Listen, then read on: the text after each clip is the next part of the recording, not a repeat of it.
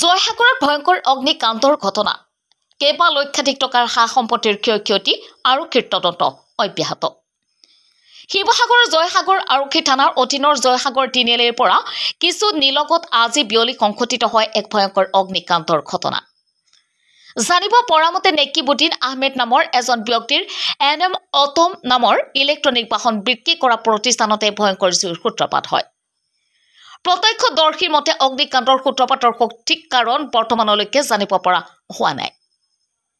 যদিও ইলেক্ট্ৰিক সংযোগৰ ত্ৰুটিক কেন্দ্ৰ কৰি খন্তেক প্ৰকাশ কৰা হৈছে জয়সাগৰ আৰক্ষীৰ তৎপৰতা আৰু ৰাইজৰ সহযোগত অগ্নি নিৰ্বাপন বিভাগক খবৰ দিয়া হয় অগ্নি নিৰ্বাপন বাহিনীৰ লোক ঘটনাস্থলীত কিছু পলমকৈ উপস্থিত হোৱাটো ৰাইজ ক্ষোভিত হৈ পৰে এই অগ্নিকাণ্ডৰ ফলত বহু লক্ষাধিক টকাৰ সা সম্পত্তি জুইত ভস্মীভূত হয় আৰু ডিলাৰটোৰ ভিতৰত ২৭খনকৈ ইলেক্ট্ৰনিক বাহন থকাৰ কথা জানিব পৰা গৈছে পৰৱৰ্তী সময়ত বিভাগটোৱে জুই নিৰ্বাপন কৰে আনহাতে জয়সাগৰ আৰক্ষী থানাৰ ভাৰপ্ৰাপ্ত বিষয়া জ্যোতিষমান বৰাই ৰাইজক আতংকিত নহবৰ বাবে আহ্বান জনোৱাৰ লগতে আৰক্ষীয়ে ঘটনাৰ সন্দৰ্ভত তদন্ত অব্যাহত ৰাখিছে শিৱসাগৰৰ পৰা ফাৰহান লস্কৰৰ ৰিপৰ্ট নিউজ 80 অসম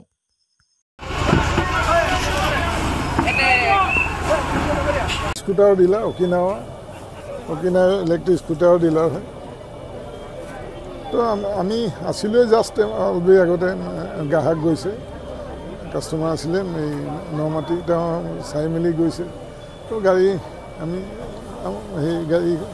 চলাই চোৱাৰ কাৰণে বোকালৰ কাৰণে কাষ্টমাৰ আমাৰ কৰ্মচাৰীখিনি চাফা কৰি জাষ্ট থাকোঁতে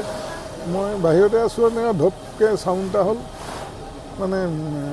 স্পাৰ্ক কৰিলে আৰু স্পাৰ্ক ইয়াত ২৭খন স্কুটি আছিলে 27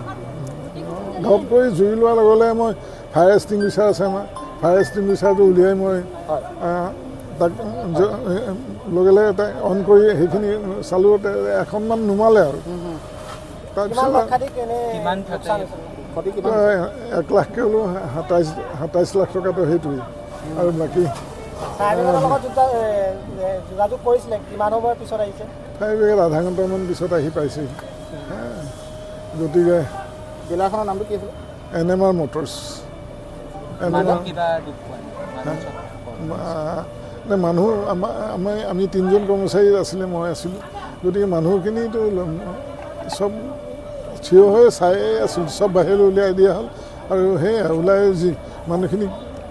চাৰিওপিনে দৰ্জা আছেতো এক্সিট চব চাৰিওপিনে আছে চব চাৰিওপিনে ওলাই গ'ল তো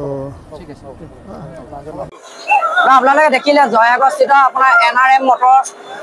ইয়াত এটা ডিলাৰ আছে আপোনাৰ বেটেৰী চেণ্টাৰ যিসমূহ আপোনাৰ মটৰচাইকেল আছে সেইসমূহ ডিলাৰ আছিলে ইয়াত প্ৰায়সমূহ গাড়ী আছিলে কিন্তু হঠাতে কি হ'ল প্ৰায় বাছটো আমি এটা আৱাজ শুনিলোঁ শুনাৰ পাছতে প্ৰথমে খুব কমকৈ জুই কৰা লাগিছিলে তাৰ পাছতে আমি যেতিয়া পৰৱৰ্তী সময়ত ফায়াৰ ব্ৰিগেডসমূহক আমি খবৰ দিলোঁ কিন্তু অতি দুখৰ বিষয় 1 ঘণ্টা হৈ গ'ল কিন্তু ফায়াৰ ব্ৰিগেড আহি নাপালে কিন্তু যদি সময়মতে যদি ফায়াৰ ব্ৰিগেড আহি পালেহিহেঁতেন হয়তো ইমানখিনি জুই নালাগিলেহেঁতেন গতিকে ইয়াৰ সম্পূৰ্ণ গাফিলতি ফায়াৰ ব্ৰিগেড যিসকলে কৰ্মচাৰী তেওঁলোকক আমি বাৰম্বাৰ ফোন কৰিছোঁ তেওঁলোকে গৈ আছোঁ পাই আছোঁ এনেকৈ কৰে শিৱসাগৰৰ পৰা যিহেতু এইডোখৰ পাওঁতে হাৰ্ডলি 5 মিনিট লাগিব তেনেস্থলত তেওঁলোকে এঘণ্টাতকৈও বেছি সময় লগাই দিলে কিন্তু আজি এই গোটেইখিনি জ্বলি এক কাৰণতে তেওঁলোকৰ ভুল আছে বুলি আমি স্থানীয় লোকে দাবী কৰিছোঁ মানুহ এতিয়ালৈকে আহত হোৱা নাই আমি গম পাওঁ এতিয়ালৈকে আহত হোৱা নাই কি কৈছে মানুহজন হয় NRM মটৰ্ছ